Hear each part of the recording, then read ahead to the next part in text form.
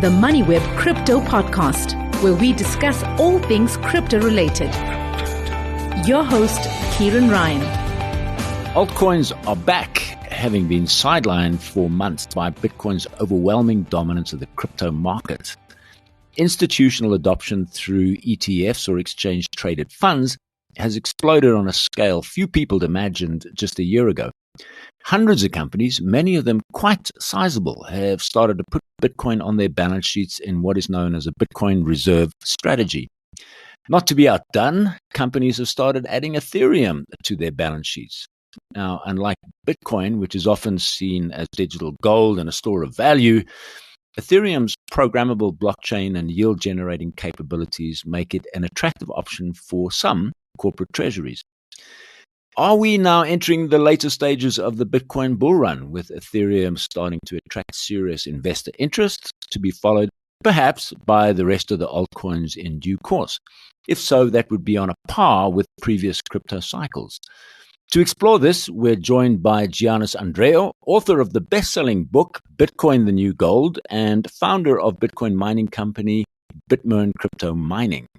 We'll also be exploring whether South Africa has any potential for Bitcoin mining.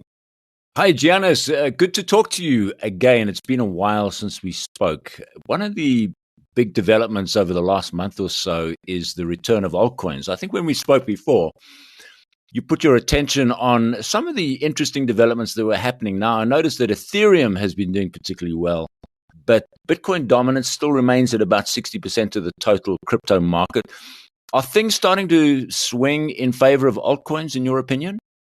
Hi, Kieran. Thank you for having me. Nice to be here back with you. So the altcoin season, it's start picking up again and coming back. And this is also more due to the stability in the market, with especially with the U.S. economy and the U.S. tariffs that wanted to impose in different countries. Now that one is more stable. And usually the market cycle goes like first Bitcoin is doing a rally, then Ethereum follows up, and then altcoins comes just right after Ethereum. And the allocation goes from Bitcoin to Ethereum and then from Ethereum to altcoins. That one was happening on every cycle. So this year it kind of started differently. A lot of money since Trump won the presidency last November, December and January. There was a lot of money flowing towards meme coins, some new AI coins, and on Bitcoin. So there was not much flowing towards altcoins and Ethereum.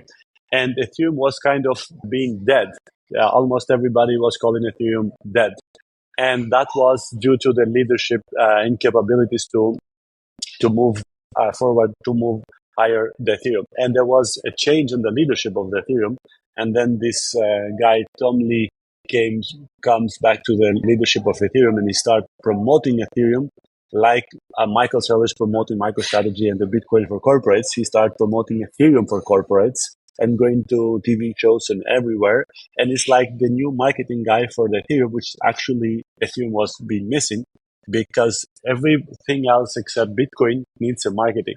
Bitcoin has its kind of, in a natural way, the marketing, because it's so unique, so uncompetitive with everything else. So Bitcoin doesn't need a team dedicated as a leadership, because it's kind of everybody advertising it.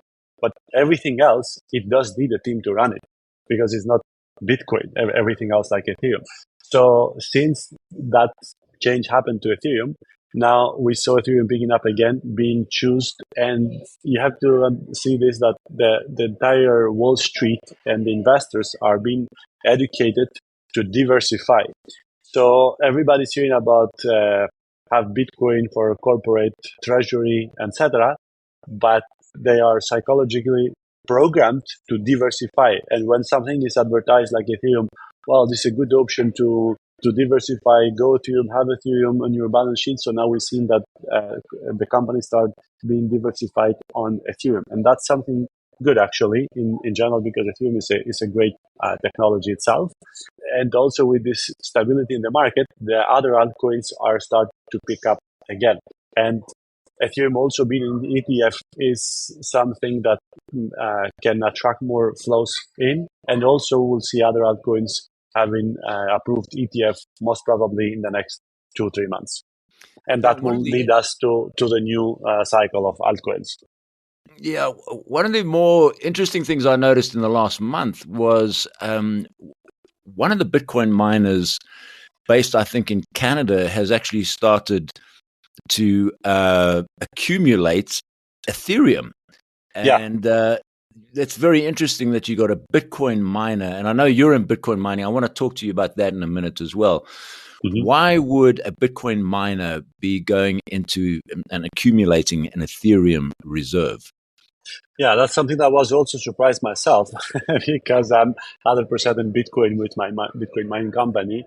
But at the moment, honestly, I can't see anything else except if something going wrong, in their Bitcoin mining business, except the strategy of being diversified, because a lot of companies are trying to be diversified no matter how good uh, the asset is. For example, if you're watching Kevin O'Leary, which is one of the famous investors and well known worldwide, he says don't keep more than 5% in one asset, no matter how good it is. If it's Bitcoin or if it's Tesla or whatever it is, don't keep more than 5%. Always allocate to other ones and diversify.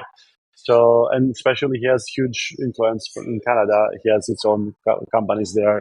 So I don't see any reason else except being diversified, honestly. Talk to us about your Bitcoin mining operation. How many miners do you have? Where are they located? Is this a good time to be in Bitcoin mining? Right now, we have about 1,250 miners in different locations between UAE, Dubai, Ethiopia, and United States. So I started this as a solo mining in 2013 in April, almost 2.5 years ago. In UAE, then I expanded to clean energy, cheaper energy in Ethiopia since last year, October. And a few months ago now, with the new administration in the United States, after having been changed everything towards crypto, new laws passed and being crypto friendly and removing all the strange restrictions that the previous administration had imposed against crypto, suddenly the US is the place for the crypto. It has become officially the crypto capital of the world, no matter how much other countries try to compete. And I see a big future on that. So I started first solo myself. Then I got some friends of mine doing together. And then about 1.5 year ago, we opened to everybody to provide hosting and management services to be able to mine with us. So Bitcoin mining is profitable, is a huge opportunity, and will always be. The thing is that it has few factors which will determine to be profitable or not. And they are such as location, where you're going to do, type of miners. Okay, you can do a research and you can find out with someone, a good researcher and finalize what type of miners, hardware you should choose. Then it's electricity cost. Now we are mining, for example, at 5.5. We have some deals at 5.5 cents of dollars, some other at 4 cents of dollars, and we have some upcoming deals for 3.5 cents of dollars, which is very, very cheap. And if you are below 6 cents of dollars in the electricity price, you're going to be profit in bull market and in bear market as well. And then afterwards, it has to do a lot with the proper financial administration of the company if you're doing as a company. And the mining from now on is going to be only, except if you do home mining with some small miners or heating miners that they have developed recently, the mining is going to be only from big companies, and big people as individuals can join only with big companies because it's not affordable to get cheap electricity to be able to do.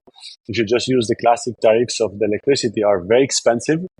And then on top of that, now there are new tools to optimize the profitability of Bitcoin. For example, there are AI softwares that can prevent miner to be damaged, or during the night when it's colder, the temperature to boost the productivity. And overall, just by making the hardware more efficient, in the last 3 months, by implementing this software in our company, we have increased the profitability 18%, just making the miner more efficient to not burn and to not waste energy. So we have reduced a percentage of the energy and making it more efficient. This is so-called firmware, which optimize with AI the productivity of the miner. And then there are extra strategies to optimize the profitability. And overall, just with some standard strategies, the existing profit can be boosted up to 65%. There's also so-called the overclocking. For example, if you have a miner in Norway or in North Dakota that we're doing now, or in Indiana, and it's cold, the temperature naturally, because you're in a cold location, is like 5 degrees or 10 degrees or even 0 degrees, even less than 0 degrees. You can do so-called overclocking and boost the miner to produce more and increase another 35 to 50% the productivity of the hardware. Because if they are heated, they cannot produce. They can produce up to a specific limit. So then the mining becomes about strategy, optimization, and a team of management to be able to be to make it profitable. And because Bitcoin is just getting more and more adopted, you earn with two ways: solving new problems and mine new Bitcoins, finding new Bitcoins in the network, and from the transaction fees. So maybe some point at the future, in 70 years, the new Bitcoins will be finished, but the transaction fees will never go away. So they will be always profitable. The only thing is to actually make it profitable. And that's what we're trying to do with Bitcoin mining. I see that you're mining in Ethiopia. They've recently completed the Germdan, they call it, which is on the Nile. There's a hydroelectric plant, right? Yeah. And recently they reported that they made $200 million just from Bitcoin mining. For a profit share with other Bitcoin miners, and I presume you're one of those, and there must be other ones there as well. We have paid already over $2 million to them just for electricity. Oh, really? Now, what kind of electricity price are you getting there? And you're also familiar with South Africa, so I'd be keen to hear your views on the potential for Bitcoin mining in South Africa. We don't have hydro, but we do have some solar, which of course is very intermittent. Is there any interest in Bitcoin mining for you in South Africa? Well, it would be if the electricity price was below $6 because, as I said, that's the limit when you're going to be profitable or you're going to be kicked out in the downtrends of Bitcoin. So in Ethiopia, there's this third world country. They need investment. They need this income, and for the country, it's very important, that income. So they have hydropower. They did deal with us, with Bitcoin mining companies, for the next 4 years to have prices between 4 and 5.5 cents of dollars, and in different locations. So our price there is between 4 cents, and that means an initial capital to set up, for example, facilities and stations, power stations there. And then you have it for years in that price at 4 cents of dollars. Otherwise, in general wise, goes to 5.5 cents of dollars, the cost per kilowatt. And they also finished the new, as you said, the new power station with hydropower. And that one, it is expected to boost even more Bitcoin mining in Ethiopia. And I do believe that next year probably would be, the $1 billion instead of 200 from mining. It's just getting more and more expanded there. And they are also quite friendly towards Bitcoin mining because they want to attract more investment in their country. They want to maintain that one there. So, yeah. And we're happy so far. Now, you're also an author. You wrote a book called Bitcoin, the New Gold, and it's a bestseller in Amazon. You've written this in Greek and in English. Greek, I guess, is your first language. Yeah. English would be your second language. Tell us about that book and what kind of market is that aimed at? So actually, last year, at a point, I realized that no matter how much is known Bitcoin widely, the majority of the people still doesn't understand basically what is Bitcoin and what problem is trying to solve as a technology, as a hard asset, and what is the future of it. So I've been telling to people that Bitcoin will hit $100,000 in this cycle and will go even higher and will go in millions in the future. And I will see that the almost 99% of the people, it's kind of get shocked and like when they hear these big numbers on prices. So then I found out that people doesn't really understand specific factors. So then I just dedicated my time to write and to cover Bitcoin from every corner, so people have really a deep understanding, and they don't miss with the question like, yeah, but what about this? Yes, what about technology? Why is just because some people think that is thin air. So there is a real technology in the back of it, and Bitcoin is a digital gold, so-called, and now it's called even from the Fed or from the President of the United States, from the largest institutions like BlackRock, that it is a digital gold. And it has its freedom that is not reliant on governments. And it has this, that people now, even governments, are afraid of holding a currency of a country, even the dollar, even with Trump. Now it's losing 10% in the last 6 months because it's not trust anymore to depend in a country or in an institution or on a person. And now with the development of the technology, when they see this option, when people, governments, institutions understand, it just get adopted and is the next steps of the evolution, And so like it's something that you can't stop it, and you just need to be understand it and take advantage as soon as people can, because I do believe that in few years everybody will be forced to use Bitcoin and crypto, as we were forced to use social media. Because if you, for example, have a business and the customer comes to buy a product or a service and say that I can only pay you in Bitcoin, then you will be forced to accept payment in Bitcoin. Or you go somewhere that you want to buy something and they say we only accept Bitcoin or crypto, then you're going to be forced to buy Bitcoin and pay with that. So Bitcoin most probably is going to be as an asset, like the gold accumulated. Then stable coins are going to be used more for transactions, for services. But Bitcoin and crypto overall is going to be more and more adopted and used. So that's something that I'm trying to cover, so people have a real understanding with a simple way of writing, not complexity, even different terminologies they're explaining with a glossary, so people can really, really understand once and for all. I think one of the things that really is surprising me, and particularly here in South Africa, is the rate at which crypto innovation is evolving, and it's really accelerating at a fast rate. So you're now starting to see a lot of the crypto exchanges in South Africa offering X stocks, which are tokenized stocks on the blockchain. And so you can buy a fraction of a Tesla, you can buy a fraction of an Apple.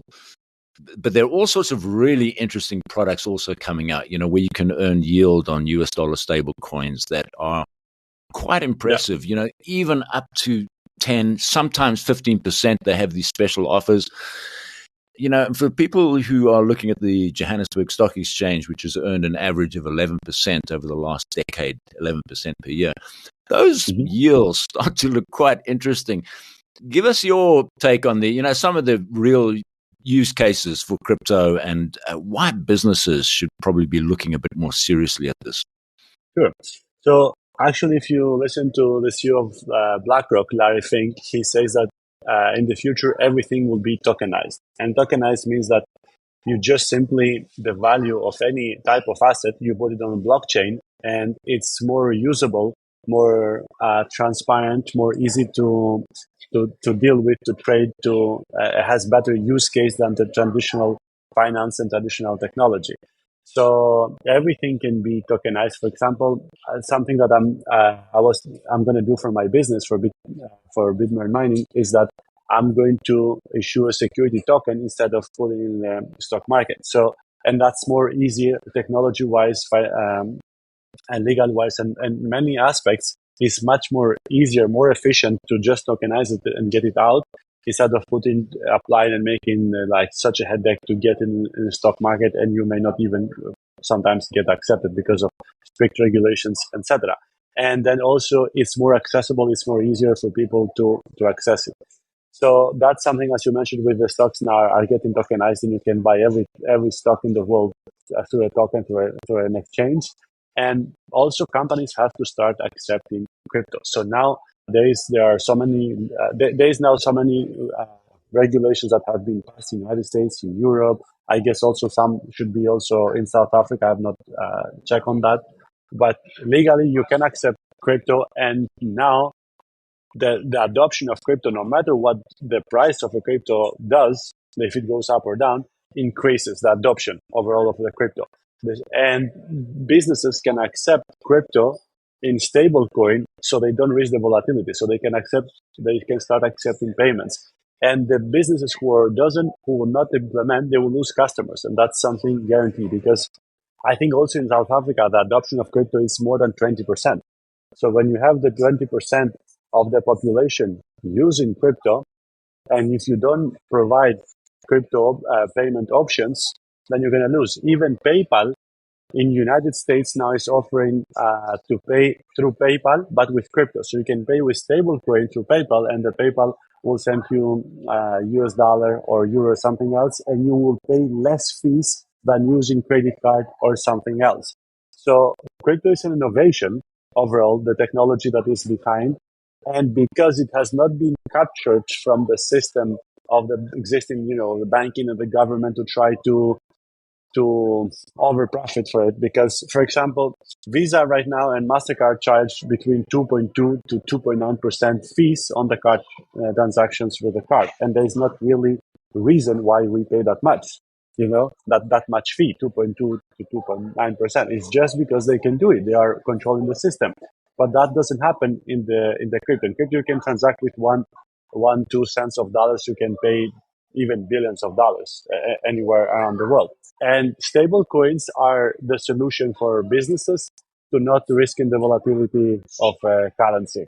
So, and then there are plenty of options for businesses to accept payments in crypto and to convert it to local currency. It can be South African rand or US dollar or any other currency.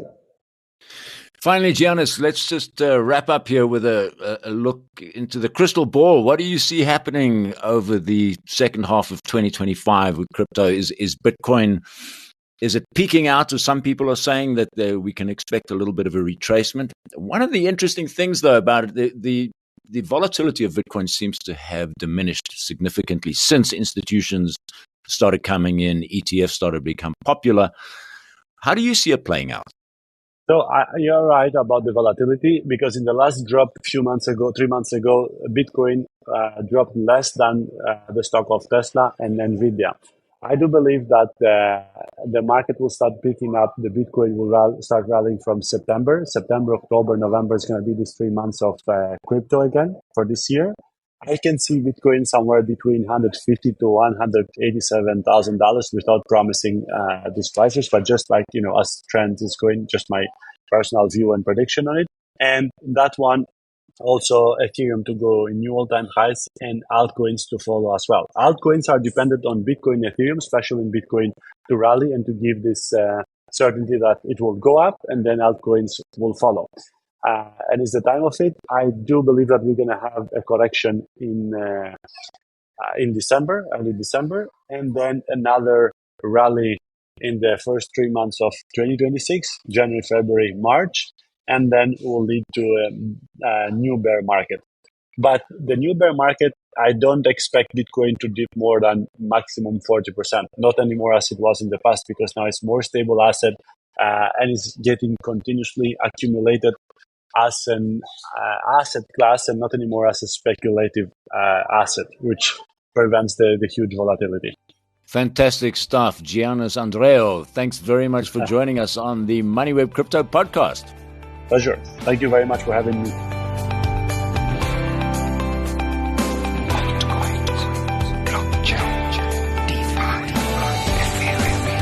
Thanks for listening to the Moneyweb Crypto Podcast, hosted by Kieran Ryan. To listen to our other podcasts, go to moneyweb.co.za or the Moneyweb app and follow Moneyweb News for daily updates.